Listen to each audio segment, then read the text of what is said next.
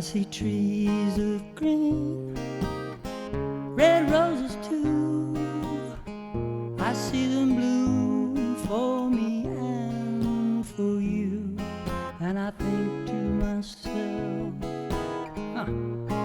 what a wonderful world.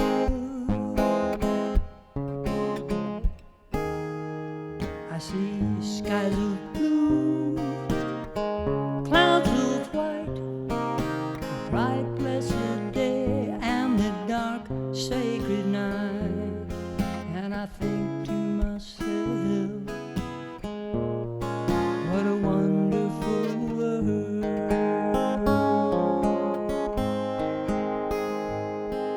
The colors of the rainbow, so pretty in the sky, are also on the faces of people gone by. I see friends shaking hands, saying, how do you do? They're really saying, I love you. I hear babies cry, I watch them grow. They'll learn much more than I'll ever know. And I think to myself, what a wonderful world.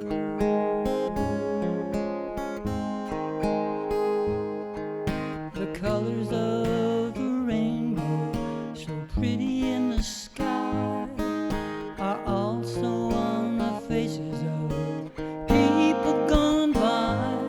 I see friends shaking hands, saying, how do you do? They're really saying, I love you. I hear babies cry, I watch them grow. They'll learn much more than I'll ever know. And I think to myself, what a wonderful world.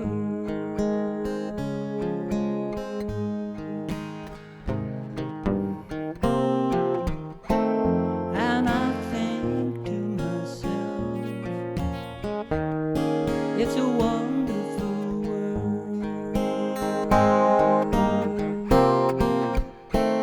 Yes, I think to myself,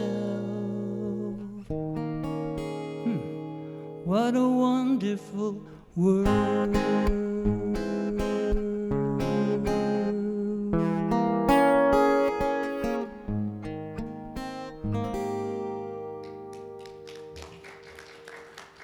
Ain't it the truth?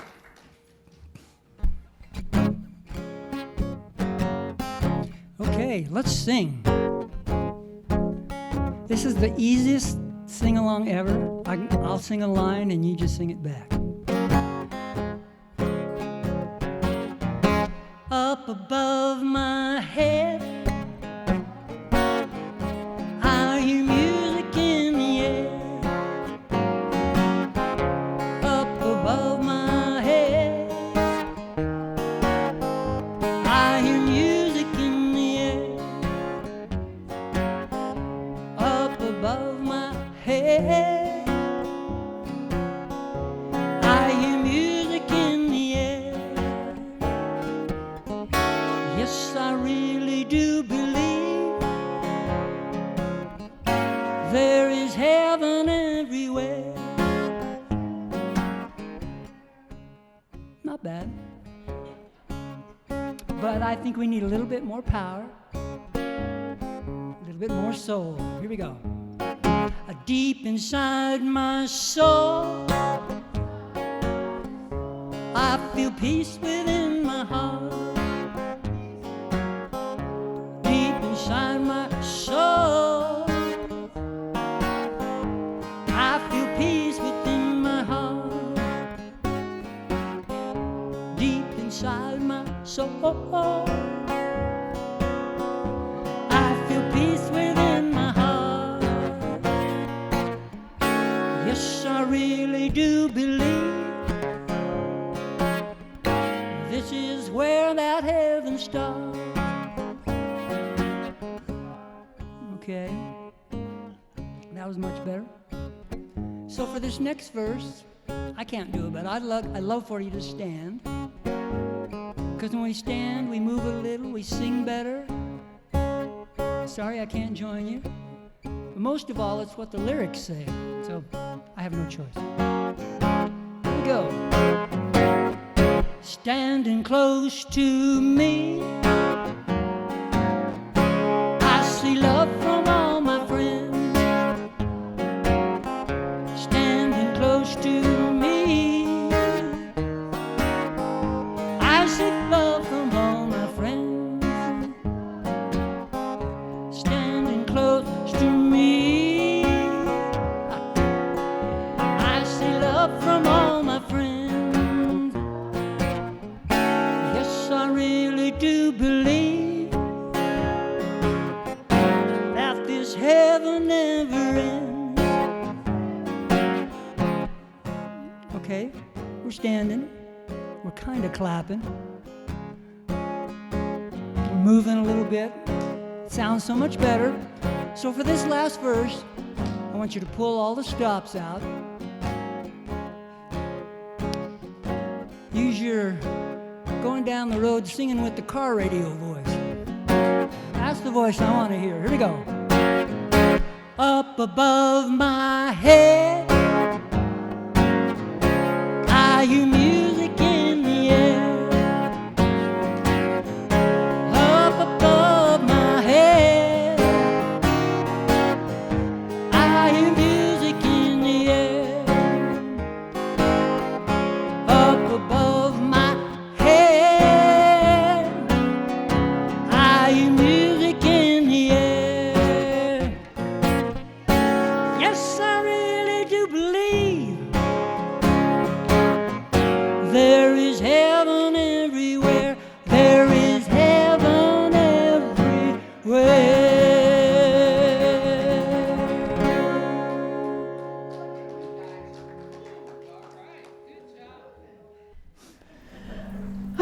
Well, welcome to Unity on the Avenue. I'm delighted you came this morning. It's good to see those of you that we've missed for a while, and it's great to have you in the room. We are happy to greet Amy, who's here for the first time, second time, third time, sometime she's been here. She travels. So we're delighted you're here, Amy. We're delighted everyone's in the room, and we know that the right and perfect people are here. So what we always want you to know is that Unity on the Avenue is unapologetically inclusive. When I remember to say that, you know that means that whoever walks in the door is one of us already, and we're delighted to have you. All right, I invite you to join us in Unity's statement of faith. There is only one power and one presence in the universe and in my life, God, the good, omnipotent.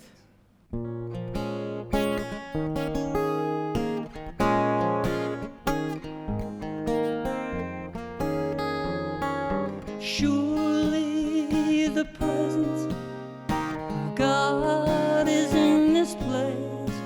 I can feel the mighty power and the grace. I can hear the brush of angels' wings. I see glory on each face. Surely the presence of God is in this place.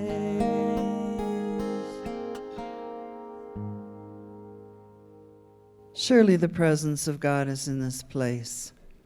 I invite you to relax into your chair.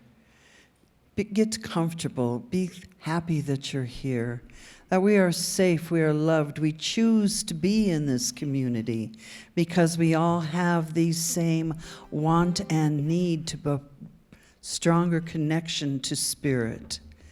We want to be human beings and able to serve this world and be able to be joyous in this world, be able to spread our joy, spread our love, love ourselves first, and it shines through us, and it will go out into the universe. Let us just be thankful for the grace of God, the strength that Spirit gives us as we continue with our daily activities. Let us give thanks for the beautiful morning that we are here together. It was a lovely rain last night. Everything is fresh and green, and we're feeling encouraged and joyful that we have this opportunity to be together, to sing together, to choose to be what it is that Spirit wants us to be. Give thanks for the minister that teaches us our lessons. Be thankful for our heart opened so that we can receive these lessons and learn and grow from them. Let us be thankful that we're all standing, smiling, and life is good. So it is. Amen. So I have this really unique hobby that I do. I make and throw boomerangs. And I've been doing it half of my life. And the reason I bring that up is because today's theme is awe and wonder. And I have to tell you, every time I throw the boomerang and it magically comes back to me and I catch it, I am completely filled with awe and wonder. So that's my story for today. Come on, Bob, throw the boomerang. That's cool. Oh, throw it a long way. I can't because of the wind. Oh, because the fan helps. I have boomerangs that go 60, 70 yards and come back with a catch. She asked me so. No.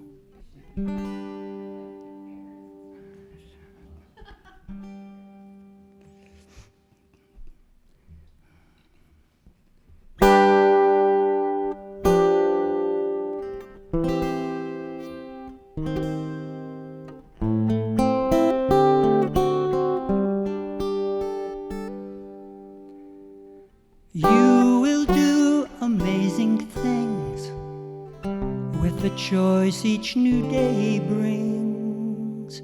And with every step you take, bless the progress that you make. The reason you live is found in every gift you give. Love your life. Love your dreams, you will do amazing things. Amazing, amazing, you will do amazing things. Amazing, amazing, you will do amazing things. Oh, the places you will go and the people you will know. Don't worry when or where or how, you don't have to know right now. You're on the right track, no need to look ahead or back. Just enjoy what this day brings. You will do amazing things. Amazing, amazing, you will do amazing things. Amazing, amazing, you will do amazing things. You don't to stay in the here and now. Let your mind rest for a little while.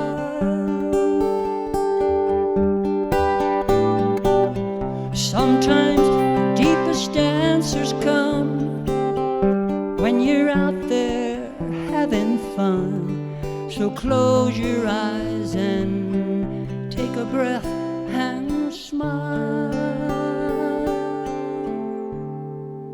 Amazing, amazing. You will do amazing things. Amazing, amazing. You will do amazing things.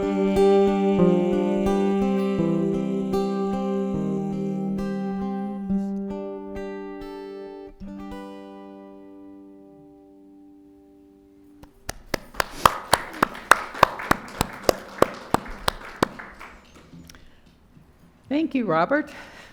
Thank you for your amazing boomerang. Like I said, I've seen him throw it. It'd make this whole room circle. I mean, it goes a long way when he throws it hard. Didn't occur to me the fan was a problem. We should have turned it off for a minute. It's called a roomerang. A roomerang. Oh, it's just big. Just for the It's room. like a Cheez-It. Private joke. You weren't here early. You won't get it. Never mind. So awe and wonder, based on this book, is what we're talking about for, this is our second Sunday. There will be 4 Sundays involved in this particular series, chosen by our set team. And are you prepared to experience awe every single day? Essentially, this author's contention is that we can be open to awe. And it's our openness to awe that allows us to see it. And I kind of want to start by telling you an odd thing that happened to me this week. I think it was odd. You may think it's awesome. So I had dental work on Thursday. I have 8 caps that have to be replaced. The dentist on Thursday was working on 2 of them. And you know how a dentist tends to talk to you nonstop, while his fingers and the assistant fingers are all in your mouth at the same time. So he was talking, and I happened to get a couple of texts. One from a former congregant in Cincinnati whose beloved stepfather had been taken into ICU with heart challenges in that moment, and she wanted a prayer, and I answered that. And then I received another prayer request from one of us, and I answered that one because I was in that dental chair for 4 hours on Thursday. So it started him talking about his life. And the fact that when he was a young boy of 9, both of his parents and his brother were killed in an automobile accident. So he was left an orphan. And so he's talking to me, as people often do the whole time with his, and I'm mostly going, And then he told me about being a young man in San Diego and going river rafting on a Class 5 rapids and breaking his back. And he was in incredible pain, and he couldn't take any pain medication. The drugs that are given for pain don't work for him. So he was looking for something else to deal with this pain. And somebody told him he should try meditation. And so when he was looking for meditation help, he found Parsamanda Yogananda and got involved in transcendental meditation and the things that flow from that, which actually helped him with his pain. He couldn't say that name, and he actually took his fingers out of his mouth as I indicated that I would tell him what it was.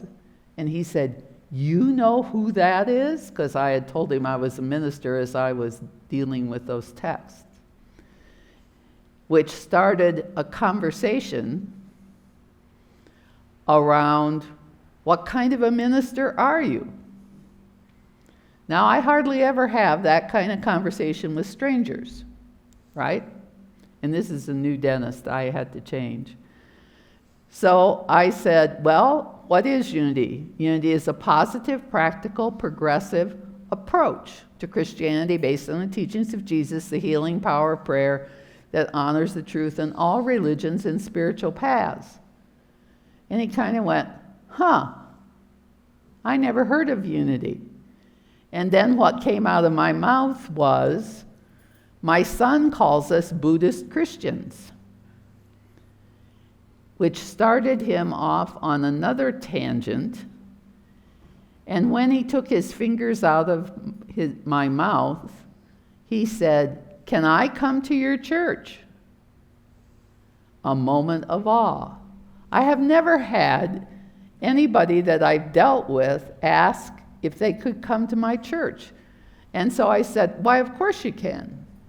His daughter is on a club swim team, just like Elsa, my granddaughter's on a club volleyball team. And they had to meet this week. Now, do I know whether he's actually going to show up, even though I gave him the address and wrote it down for him? We're at 17th and Dahlia. That was an awe moment for me. I've been a unity minister for 30 years. I've been part of unity since 1987, but I don't talk about unity except here.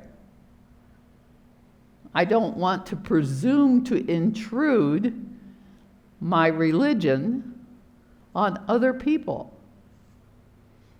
Now, the even more interesting thing is that dental assistant, who of course was subject to the whole conversation, when he left the room and she was, scanning my stumps for more crowns, she said, "Can I come to your church?" Now, I'm guessing that her heritage is Tibetan, maybe Pakistani. And she also wanted to know if she could come. I said, you could come with the dentist. You two could come together. Maybe you would feel braver together. I didn't say braver. But I mean, do you talk about unity? I was awed at the response that I got to talking about unity with a total stranger who didn't really know, had never ever heard of unity. So, an opportunity for awe that may come your way sometimes. So, as I was preparing for this talk, I found this a hard series to kind of get my arms around because of the fact that while our author is giving us some data, it's all experiential. So, I'm not going to sit here and read to you out of someone's experience. And I was having that discussion with Ken. Today we're talking about 3 kinds of awe, which occurred. There was an awe movement in the 1980s. Were you part of the awe movement in the 1980s? I was not. But in the second section, we're talking about the moral beauty of others, collective movement, and nature, all of which can inspire awe for you. And I was talking about this with Ken, excuse me,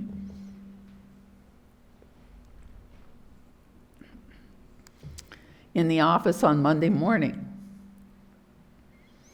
And the second one, collective movement, is about synchronized moving together. And the example that he gave in the book is basketball, where you watch a team go up and down the floor together in one moment. And I thought, I don't see where there's anything awesome in that. And Ken said, I do. more, please. Well, I just said that it's like, when you're watching it, it's like cacophony or ballet. And when it is ballet and people do some sort of incredible shot, I am in awe of, oh, I guess they do that for a living. But I also know people who have no interest in watching a basketball game and see no awe in it. So how did you find awe in watching the basketball players? What did they do that was awesome, Ken? I hadn't watched sports for 30 years, and then Michael Jordan and the Chicago Bulls happened. I grew up in Minnesota, so I always rooted for a losing team. I was in Little League, and we were 1-20. And it was like, wow, I can actually feel that feeling of rooting for a winning team. And that's what... How about when they're running up and down the floor? How about what? How about the way the team moves up and down the floor? Yeah, it's like fluid. It's like ballet. So, he finds that awesome. I find it okay. Cool. Soccer's awesome. What else do you find awesome that involves movement right now? Just a couple of things. First of all, when I contemplate what's going on inside my body right now, and the movement there is pretty awesome. But there was a post on Facebook the other day of a group of kids sitting in a dual circle, and the music was, I think, Beethoven, and they were all clapping and moving in synchrony that was like a flower, and they had a video shot of it, and it just looked like flowers opening, and there was synchronous. And I don't find it hard at all to find awe almost everywhere I go. In the morning when I get up and uncover my birds, my Noel, my parrot, says something profound to me usually. It could be anywhere from hi, or hello, or Wanda, or I love you, and that never ceases to amaze me. I want to go back to basketball. Okay. So when I look at a basketball game on TV and I see the team running up, after a basket, running up the court, I don't just see a bunch of guys or girls running up the court. I see something like a ballet. Everybody is moving into position for something. They're running in a certain way for something. They're at a certain distance from another player for a reason. And it is all calculated, and it's very much like a ballet. They're either getting in position for defense, or getting in position to receive a throw, or getting in position to actually be able to make a basket. So I see that. I see something that is very, it's not just random. It is not random at all. It's very practiced and very knowledgeable and beautiful. Thank you. What popped into my head when Ken and I were talking last Monday is a very different kind of movement. When I was just a little child, I grew up next to a cemetery, which I played in and rode my bike, and I found to be a wonderful place to be. On a day called Decoration Day, which some of you can translate into Memorial Day, my mom always put flowers out, but what always brought me awe was at the right and given time, the American Legion, a bunch of what would have been World War II vets, marched out from the Legion Hall to the cemetery in uniforms that were probably too tight in many places. They were old to my young eyes. I don't know how old they really were. And they marched out, and a bugler would play taps, and they would fire 21 guns in the air. And even talking about it almost moves me to tears. The dedication and commitment of those men who had been willing to die, be wounded for our country, playing the Star-Spangled Banner, which I did in high school band, both for football games and in a pep band. I played it dozens and dozens and dozens of times. I can't hear that or taps without being moved. Another kind that combines the moral beauty of others, the men who served, with the movement of these, quote, old guys marching out from town to the cemetery to honor their fallen comrades. Two kinds of awe that involve both movement and the moral beauty of others. What other thing brings you awe that falls into this category?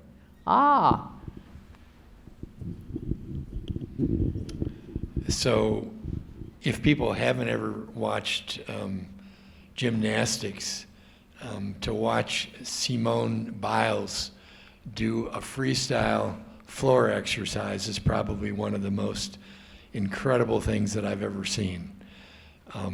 Obviously, most of the best gymnasts are real little people, and she's just a little ball of fire.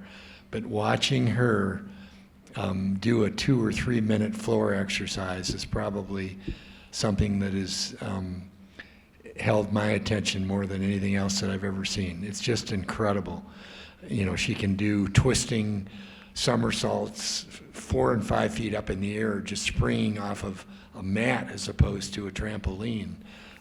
It's an incredible experience. So when the Olympics come up this time around, if you get a chance to watch some of the gals, do their floor exercises, it's absolutely incredible. And then the other thing that Ken was talking about with basketball, I'm not a big basketball fan, but one of my close friends had a nephew that played for Carroll School of Mines, and we would go out and watch basketball out there for a couple of reasons. Number one, it's a lot cheaper than going to a Nuggets game. It's only like $7, and I'm kind of a thrifty guy, and so I like that. But secondly, it was fun to be watching somebody that you personally knew. And the interesting thing about watching Mines basketball is that the kids or the students that go to Mines are all probably some of the smartest kids in the nation. And so their type of basketball, they work together as a team. And when they play other teams that are not as organized, then they just blow them away because they all work together as a unit. And that's what we call synchronicity where, they're all on the same page. So it's fun to watch. It's unusual to go to Minds games because in the student section, there'll usually be anywhere from 5 to 10 people. And in the other section, there'll be probably 600 people. And that's because Minds is such a tough school that the kids don't have time to go watch a game. They're all, studying to be these fantastic engineers. So it's quite an experience. But anyway, watching them as a team, because they're so bright, it's pretty amazing. And then we are lucky because we've got one of the best players in the league with the Nuggets, with Jokic. That's, again, something to behold when you watch him play basketball, because he's probably the best passer in the game. And Ken can probably verify that. He's probably watched that. Thank you, Mark. Over here.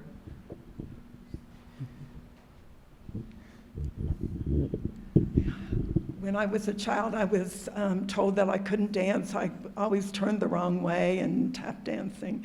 And I discovered dancing as an adult with folk dancing, that a friend said, all you have to do is walk. And that communal feeling of the dance that's community. And like people were talking about the basketball teams or the ballet, where you see that you can be a part of that beautiful movement of the group as they go through. And later I went to contra dancing, which is similar, and there are these intricate patterns that you learn, and the whole line moves down and up and down, and it just seems magical and inspiring to be a part of that. Thanks. I appreciate that. Looking for awe. We can either choose to get up and go, oh, it's another day. Oh God, what do I have to do today? Or we can be alert and watching for awe. Charles Fillmore, co-founder of Unity, and I said this last week and I'll probably say it next week, describes awe as a profound feeling of reverence and respect, often linked to the divine or the sacred. He emphasized that awe could be a spiritual experience as we help others connect with a higher power and fostering a deep sense of spirituality and inner peace. He also believed that experiencing awe could lead to personal transformation and a greater understanding of one's place in the universe. Each of us are absolutely unique. Nobody else has had your experience. No one else has experienced life the way that you've experienced it. And when each of us brings our uniqueness to community, everyone in the circle benefits. Everyone becomes richer because you share who you are. I cannot be anyone but Doris. None of the rest of you need to try that. You wouldn't want to anyway. I have to go have a root canal on Tuesday. But each of you come with your unique gifts, whether you are a musician, a boomerang thrower, a dancer. You're unique. And when we devote ourselves to being and developing us, we add to the awe in the world. Our author says that awe is linked to human evolutionary progress. So in other words, as we were evolving from prehistoric beings into the people that we are today, part of what sets us apart is the ability to experience awe. Influences, collaboration, and community development create shared cultural identity, which activates our propensity to share and network with others. And the compassionate qualities of our nature create inspiring acts that benefit both our natural and our social environment. In Galatians 5:22 and 23, it says, "But the fruit of the Spirit is love, joy, peace, forbearance, kindness, goodness, faithfulness, gentleness, and self-control. Against such things there is no law." Did you hear that list of words? Galatians is not a book that I share from very often. Forbearance. Does that word seem relevant to our culture today? What's it mean? Forbearance means I allow you the space to be who you are. Now that's pretty easy for us in this room. How easy is it for you when you leave this room? How much forbearance towards others do all of us need to draw on right now in order to live? How much tolerance, another sort of synonym for forbearance, do we need in order to find awe all day long, every day? When we find that connecting space, we're in a different movement, a different way of being in the world. So the nature part of this particular lesson, he calls it wild awe. And he said that the teachings of Lao Tzu would orient a whole continent to the mysteries of a life force in nature. That's what the Tao represents. Do we find awe in a ladybug? Jay brought me a ladybug when we were on vacation together last week. Well, actually, a week and a half ago now. He found this bug that when he put it in his hand would crawl along. He found it pretty because it was red and had spots. He was finding awe in a ladybug. What unimaginably unobtrusive part of nature would help you find awe in your world?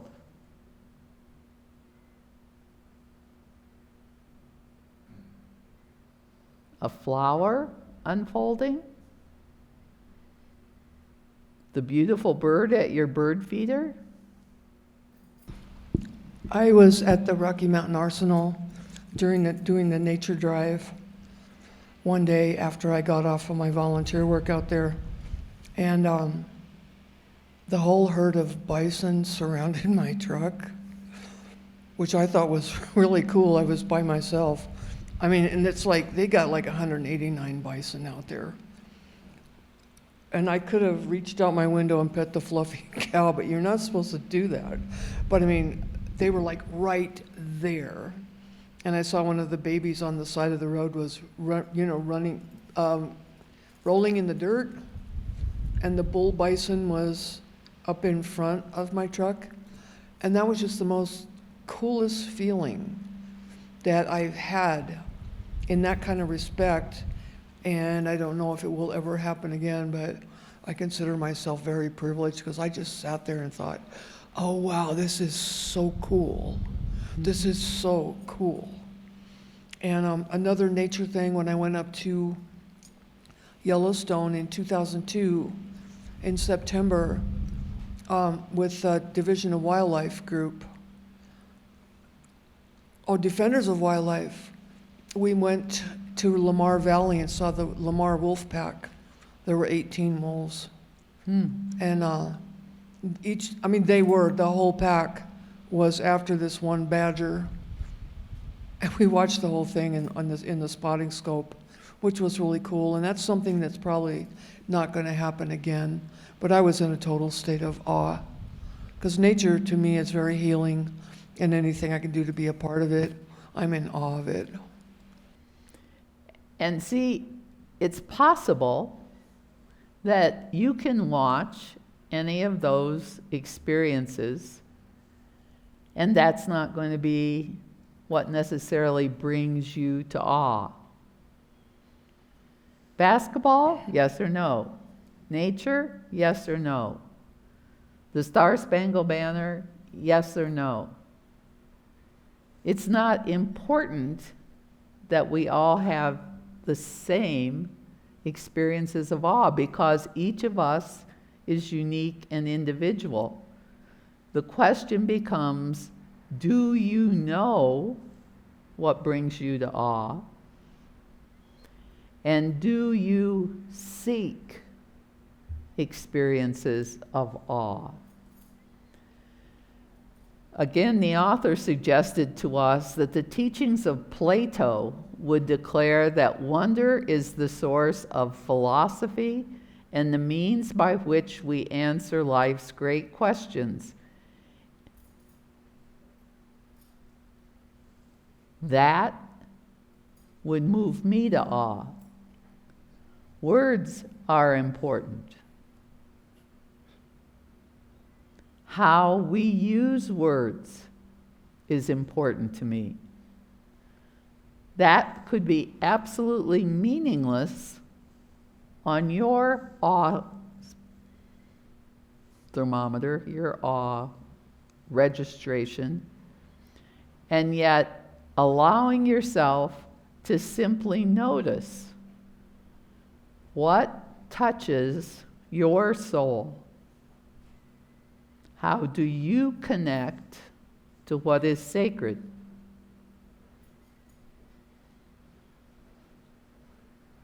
How do you foster wonder in yourself? Perhaps music moves you. Perhaps the words of poets move you. But finding what moves you and continuing to develop that becomes important. So at this point, I simply invite you to take a deep breath and join me in a few moments of stillness. Perhaps it's useful for you to make sure you're sitting straight, your feet are on the floor, you're in a comfortable position.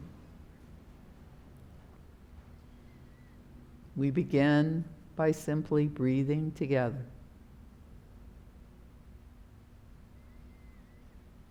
Allowing your attention to drift, perhaps drifting from the words that I am saying, drifted into your own private experience.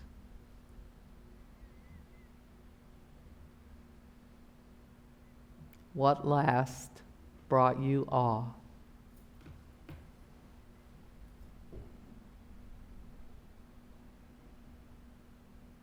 Can you think of a moment?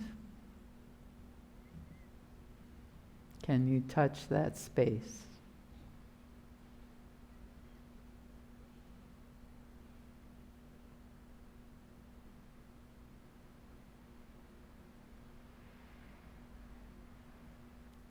A child's laughter?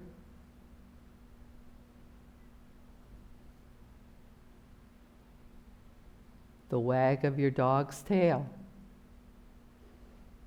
as it greets you when you come home.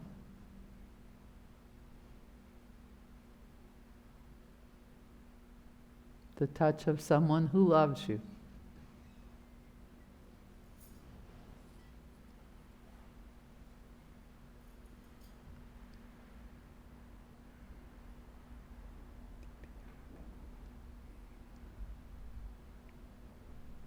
The experience of the divine comes in unique ways to your unique experience.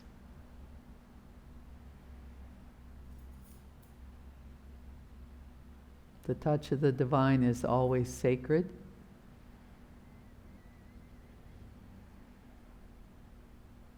It can happen as we hold sacred space together.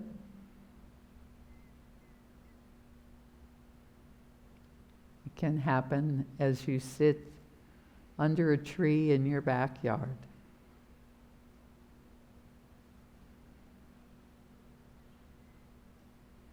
Choosing to be open and receptive. Choosing to accept the gifts that are given to you.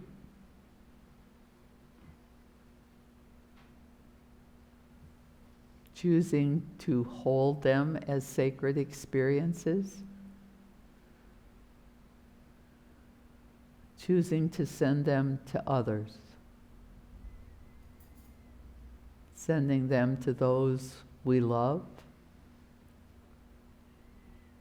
Sending them to those who've asked for our prayers.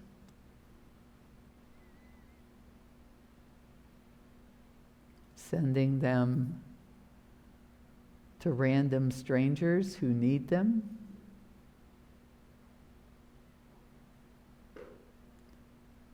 Sending them to those we may have labeled as enemies.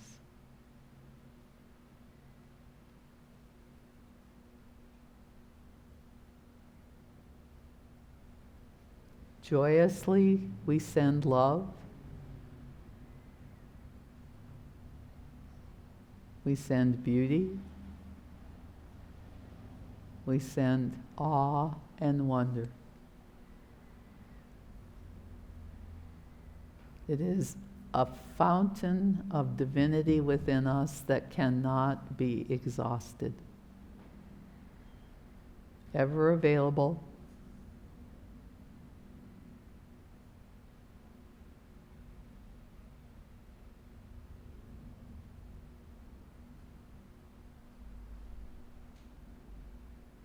Sending it to all those in the airplane flying over us whose rumble we hear.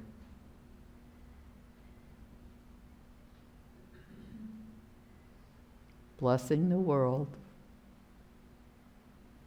and saying, thank you, God, for the opportunity to be a blessing and to experience life, wonder, and awe. And so it is, and so we let it be. Amen.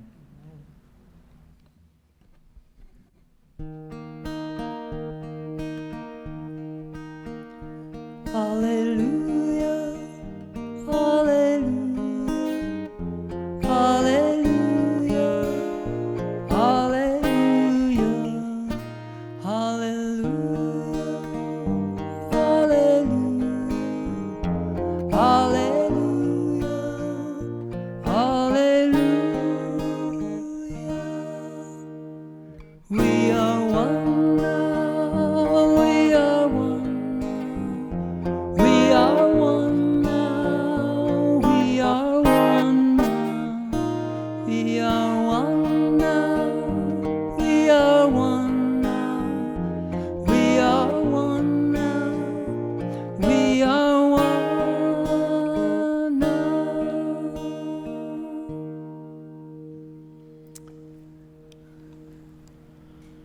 So, I would like to share daily word as we go into our offering time, knowing that this is especially for each of you. As a divine being, you are valuable and irreplaceable.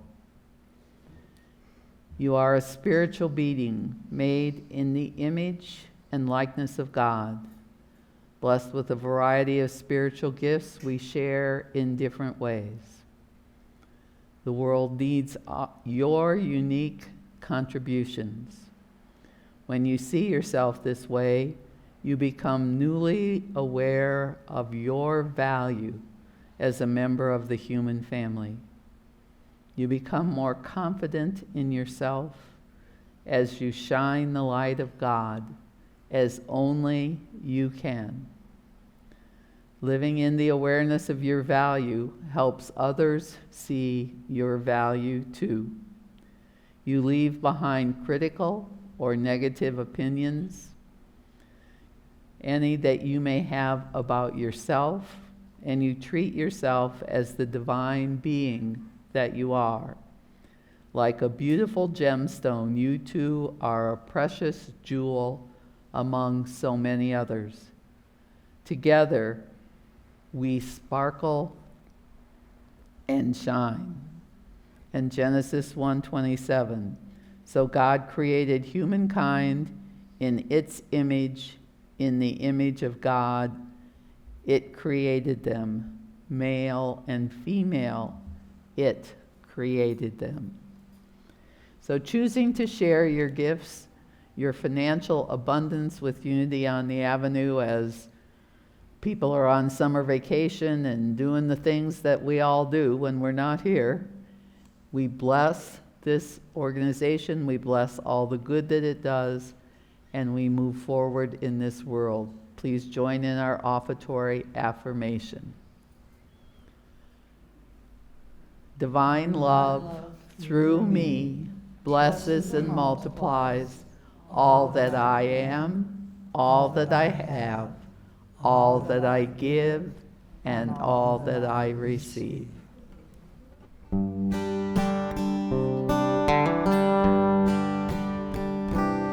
When I was a boy each week, Sunday we would go to church, pay attention to the priest.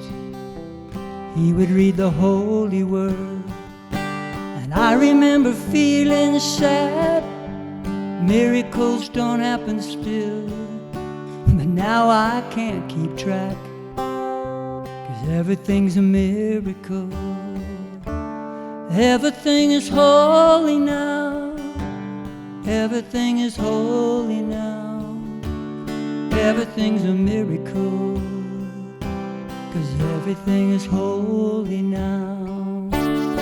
Everything is holy now, everything is holy now, everything's a miracle, 'cause everything is holy now.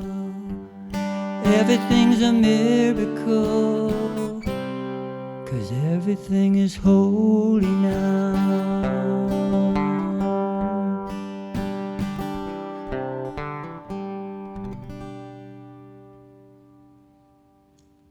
I think we're going to bless each other today because our children are having a good time doing something else. So you can look at their pictures. Most of the ones who show up are there somewhere. And we can bless those pictures, or we can bless each other's inner child. Children, you are loved, special, and important. We see you and bless the divine being that you are. And our prayer for protection. The light of God surrounds us. I am that light. The love of God enfolds us. I am that love. The power of God protects us. I am that power. The presence of God watches over us. I am that presence. Wherever we are, God is, and all is well.